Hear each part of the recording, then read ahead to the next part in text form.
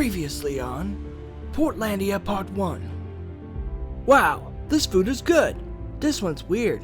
This one's bad. This is a seagull and his name is Wilfred and gives bad directions. This is driving. This is even more driving. This is a lady dragging something we sure hope isn't a body. This is a breakfast cult.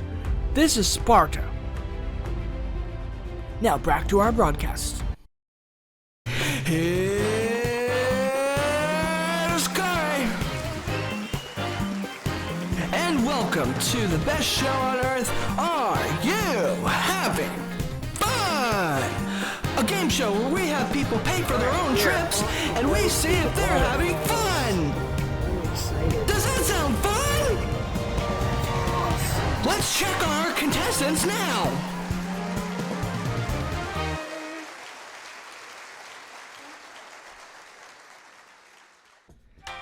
And the rest of the trip, we just drove and went home, and that was that, the end of the trip.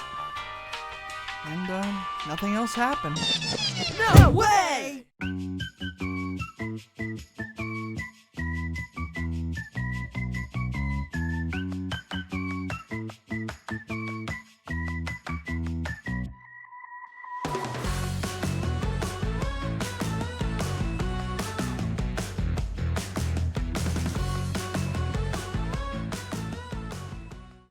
We actually still had a couple days to explore, so we decided to spend these days just to see whatever's near and interesting.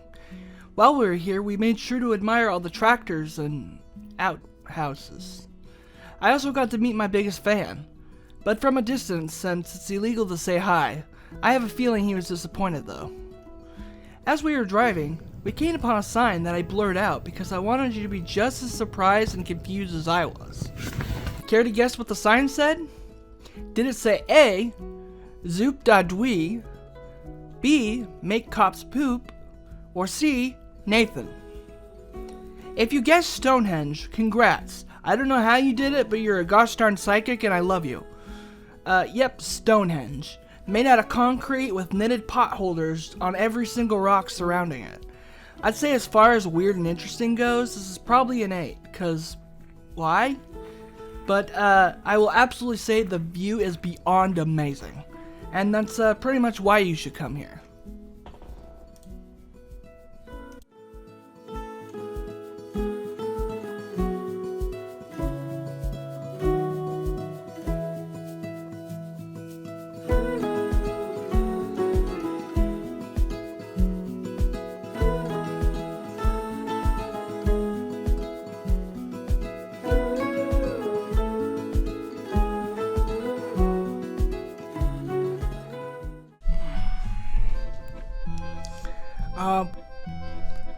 Next we decided to visit a museum that's supposedly haunted called the Maryhill Museum of Art.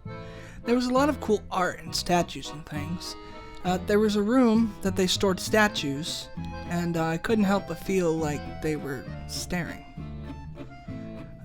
There was a couple of art pieces where I couldn't help but feel sorry for, and I worried about the hidden turmoil behind the artists who made them. Around the corner, there was a room full of creepy life-size dolls, and you wondered why, but they were too creepy to read about further. And every time you turned around, you half expected them to be following you.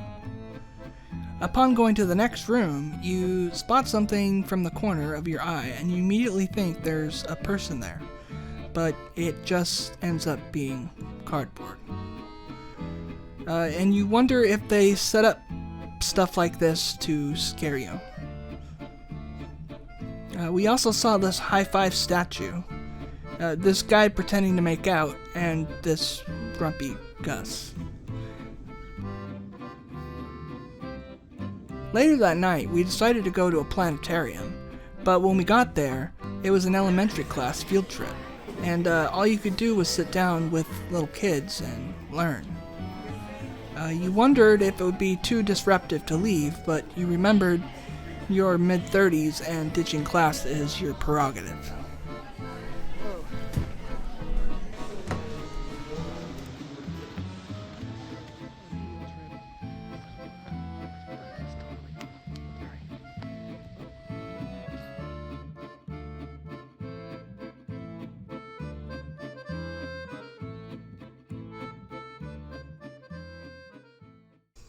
The next day, you decided you weren't ready for the trip to be over, so you decided to book a hotel in Oregon.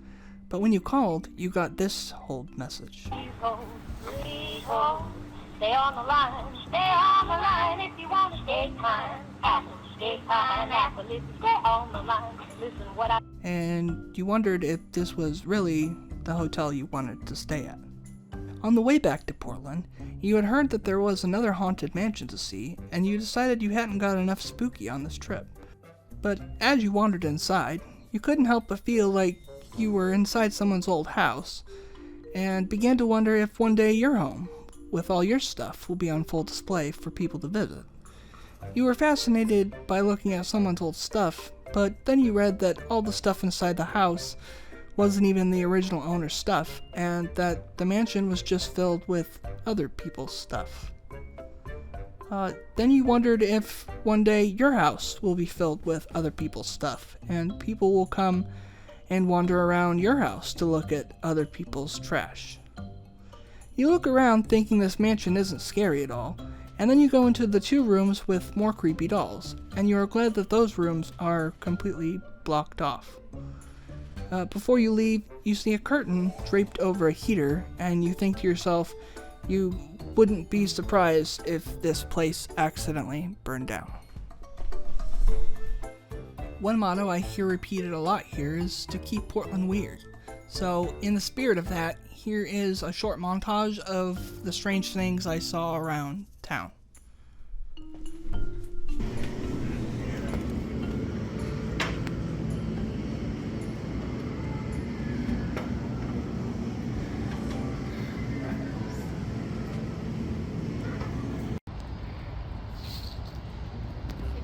What? Oh, no. Alright. Boy. Where? Crappy plastic toy. Yes, it does. I love it. Oh my god. Oh my gosh.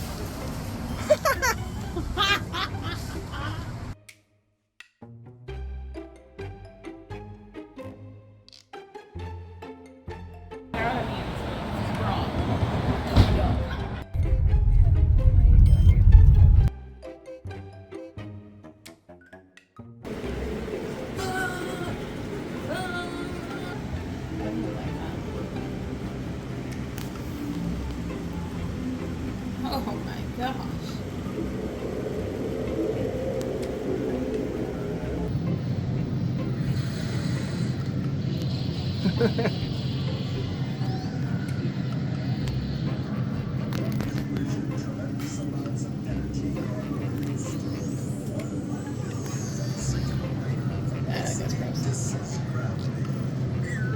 gross. Mayberry.